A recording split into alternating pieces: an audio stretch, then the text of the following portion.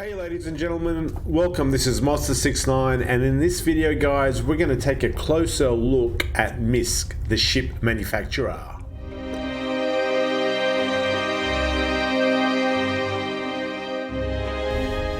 Welcome back to the Master69 show, if you will guys. Yeah, so I'm going to go and make a series of videos on each ship manufacturer, only because I'm kind of curious to get, down to that further detail of these ship manufacturers, give you guys hopefully just a very high level view of their fleet, their philosophy, where they headquartered, the look and feel of kind of where they live or their home solar system as well.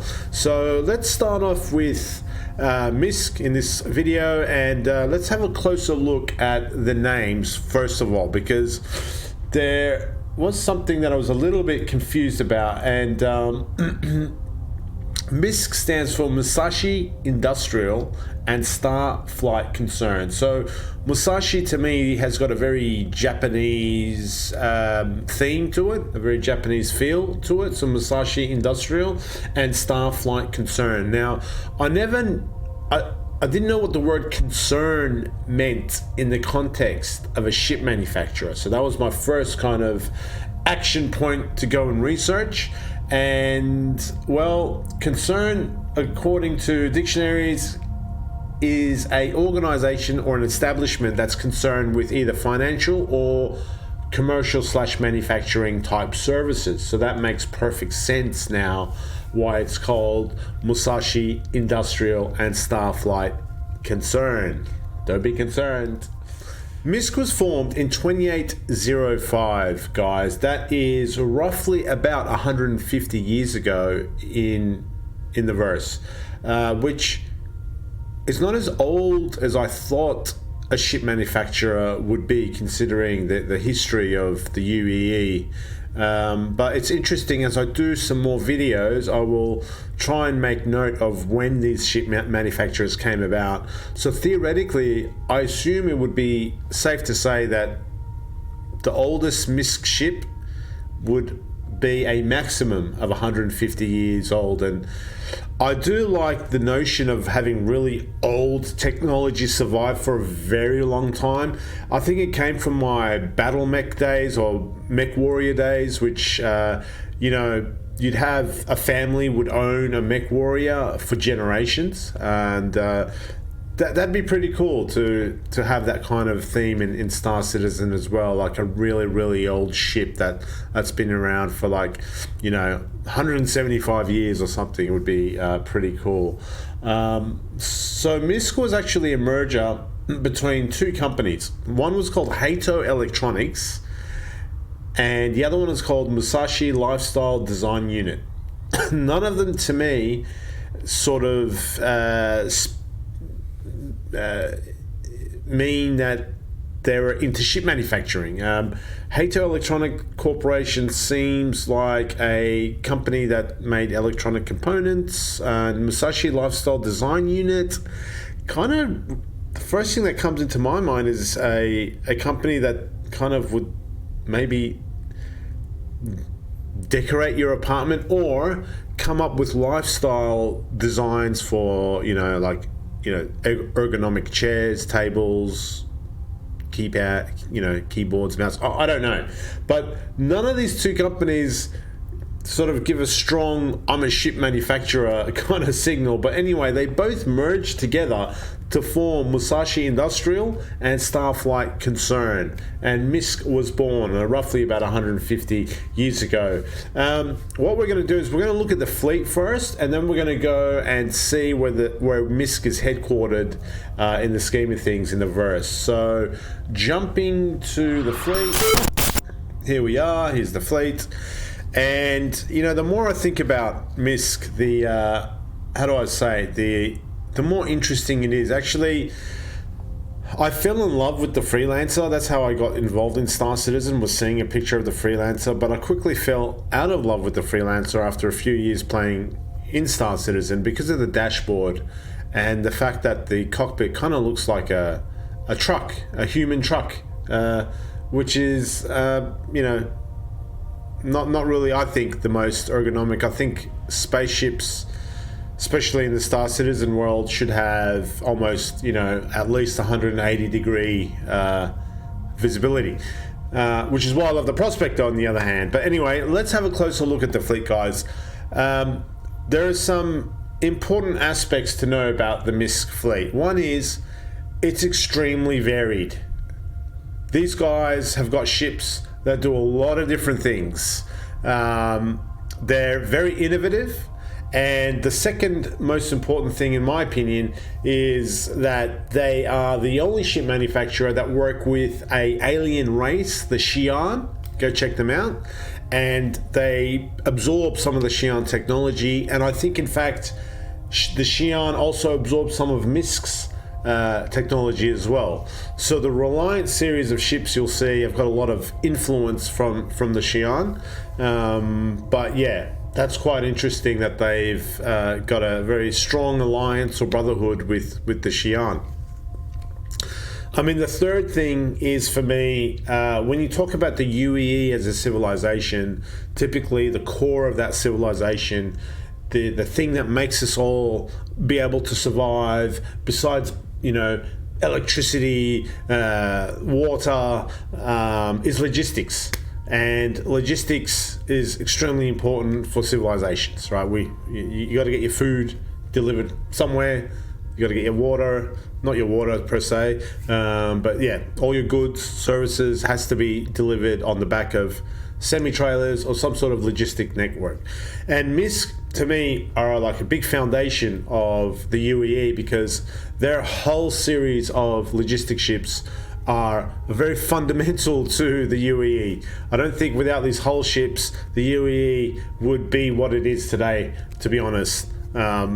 So they've come up with a very innovative kind of modular external cargo loadout, as you can see, but we'll get into that shortly. So yeah, the whole series is a very, very special series of ships in the verse, because yeah, without it, humanity would probably maybe not expand out as quickly as it did.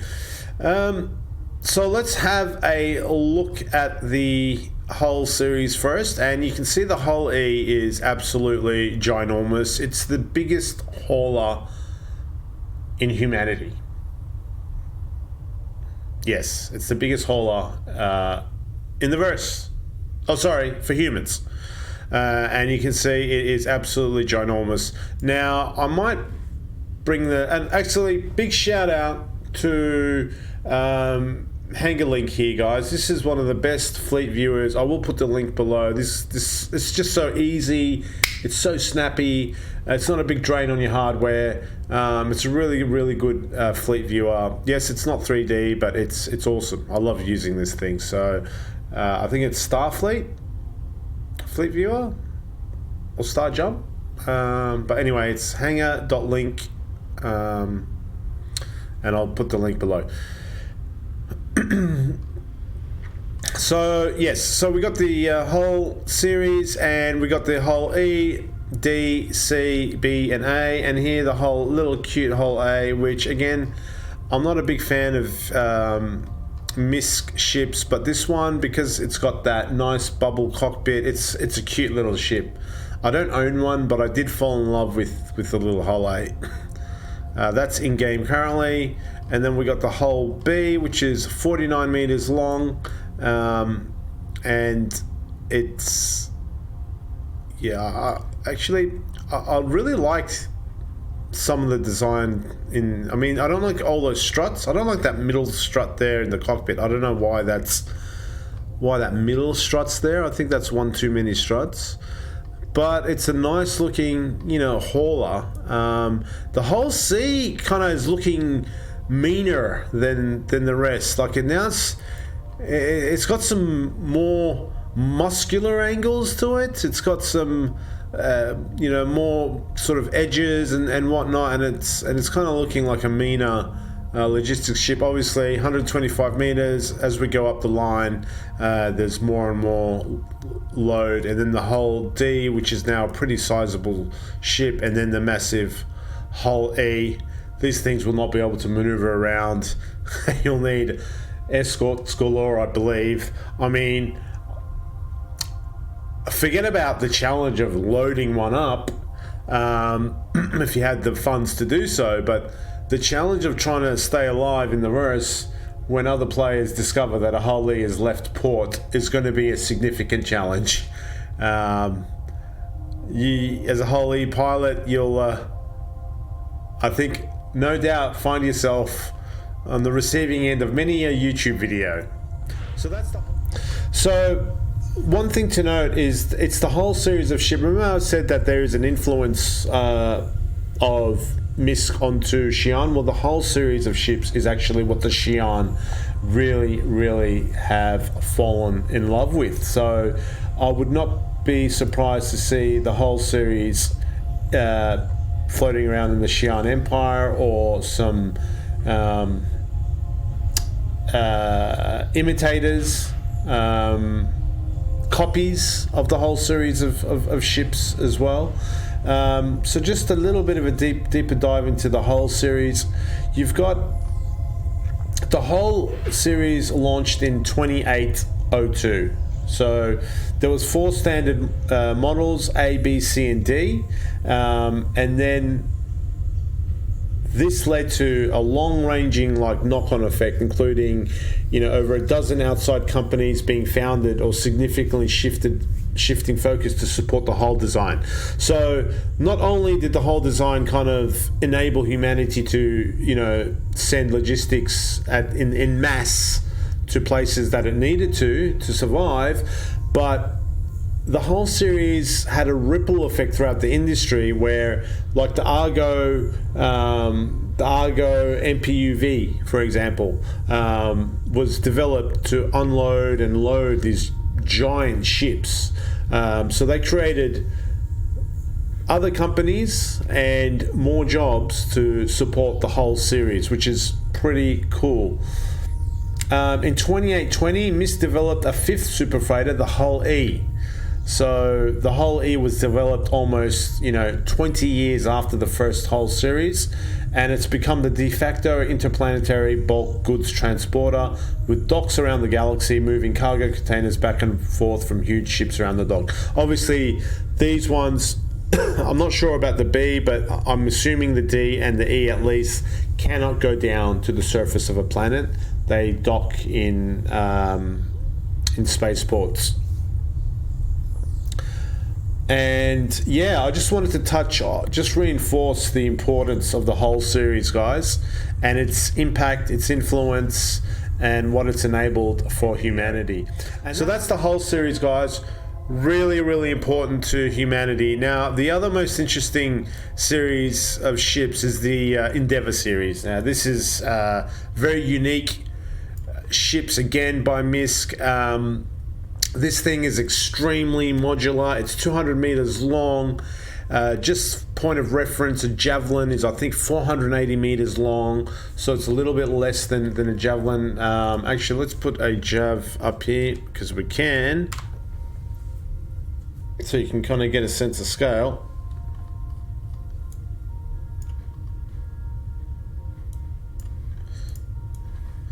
So here you can see Javelin next to an Endeavour. Man, it's big. So there's the Endeavour. Again, extremely modular. You can do anything from science. We have to wait and see what that actually feels like in the verse. You can have a module that is a hospital, which I think is this Hope module. Not Hope module, this hospital module here. So Endeavour Hope, I think, is the hospital version. The Endeavour Olympic, I think, I'm not sure, don't quote me if I'm wrong, but I think it's the agricultural version, or it could be the scientific version. But in any case, there are a lot of different modules for the Endeavour, and it's a really interesting ship. I think it's going to be a complicated ship, and I think it'll be one of the last ships to come out. one of the last 2 or 3, I think. That's just my gut feel for it. So again, it kind of shows you the innovation and the variety that MISC gives its consumers. Moving on to the Odyssey, which is an exploration ship, which is not a small exploration ship. It's 140 meters long, but man, is it wide? Is it thick? It's a ship that, you know, you can use to go out into deep space and look for things, explore, and stay out there. It's quite self-sufficient, and it's one of the exploration ships for MISC. Very interesting ship. I think it's in concept at the moment. And then moving on, we've got let's keep with this sort of industrial. We've got the Expanse Stardust skin here, and we've got the Prospector. Now, Prospector is one of my favorite ships. I use it a lot. It's a great career starter in mining, little mining ship.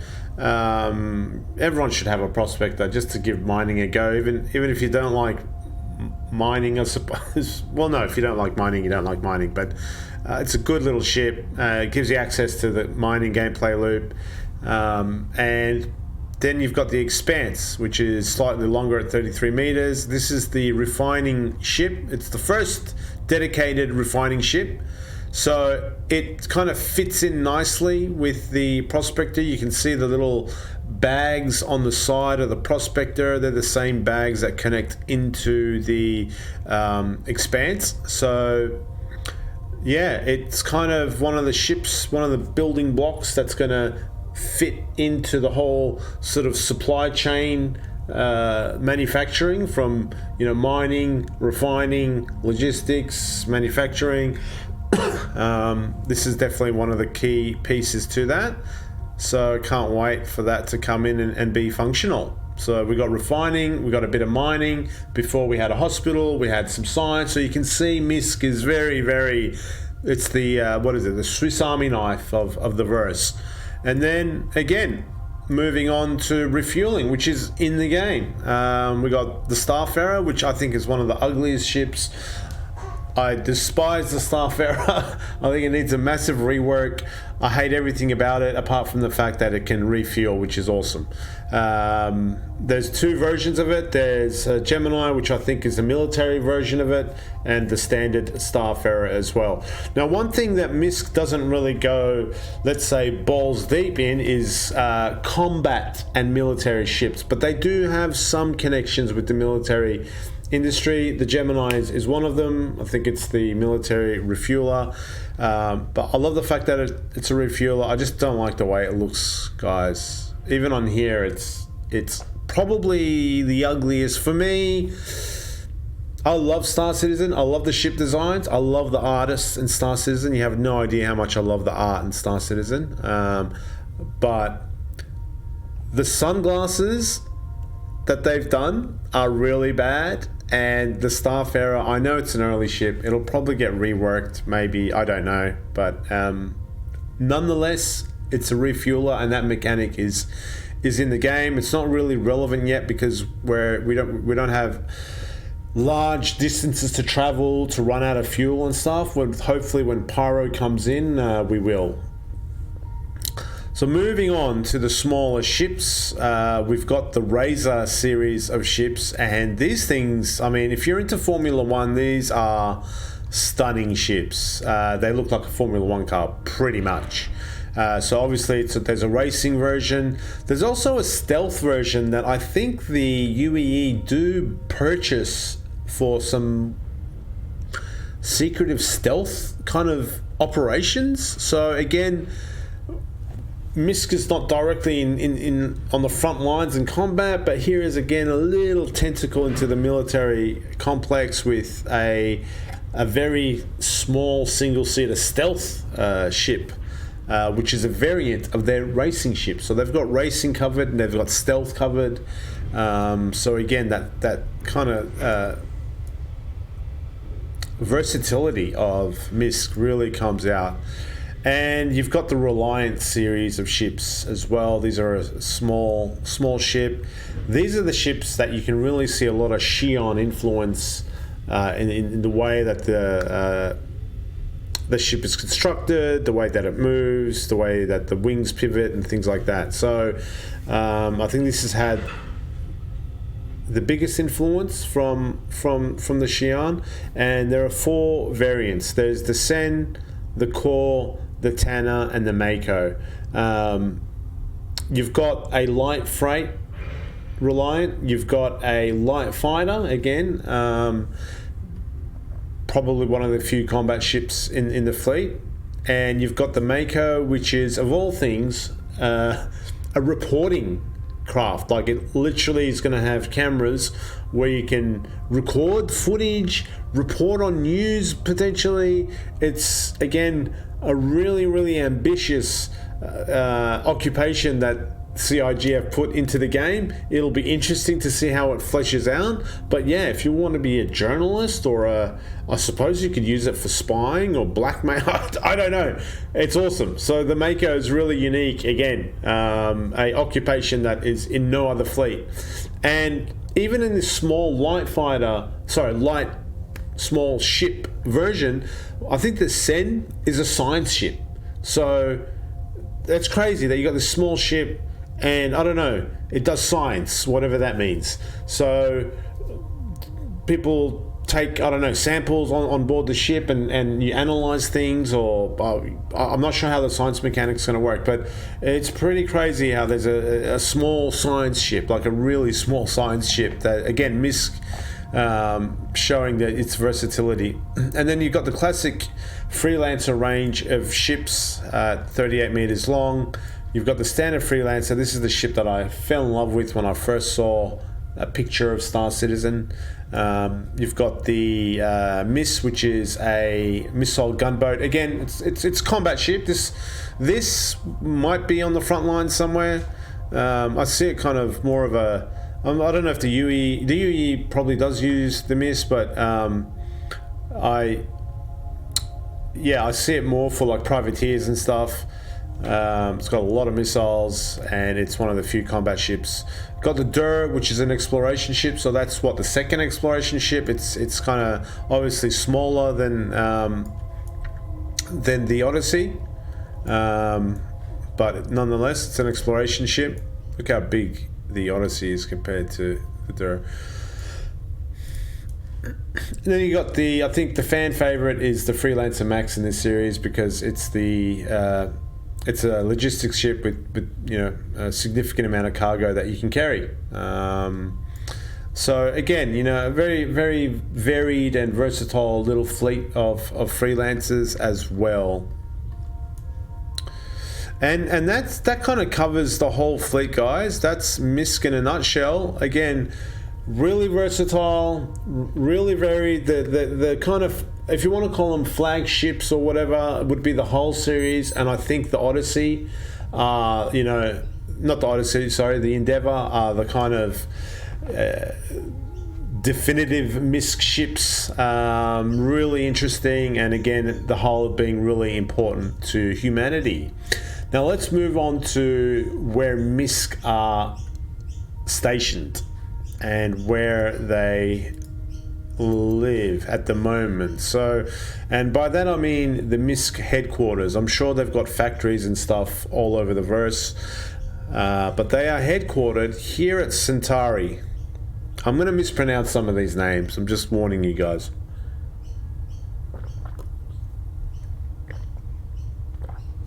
Take a gulp of tea. Now the Centauri is positioned, if you have a look here, it's positioned very close to other Vandal systems. So if there's a war going on, which I think there is, between humans and the Vandal, the headquarters of MISC is pretty close to the front line. In fact, I would say it is on the front line. And the reason I say that, there's a system here called Null, which has got a jump point to Caliban, which is a Vandal system, and it's got a jump point to Centauri. And Null is not a UEE solar system. It's up for grabs. It's no man's land. So literally the Vandal invasion fleet or attack fleet could jump to Null and jump to Centauri, and you know, suddenly the invasion force is on your front door. So it's interesting that they're headquartered. I'm sure it didn't happen on purpose. They had a reason to go to Centauri, but now it's kind of ended up being very close to the Vandals. So let's have a closer look. First of all, you got a beautiful blue main sequence dwarf sun in the solar system, and then you've got 5 planets, guys. And out of the 5 planets, I think only 2 of them are habitable.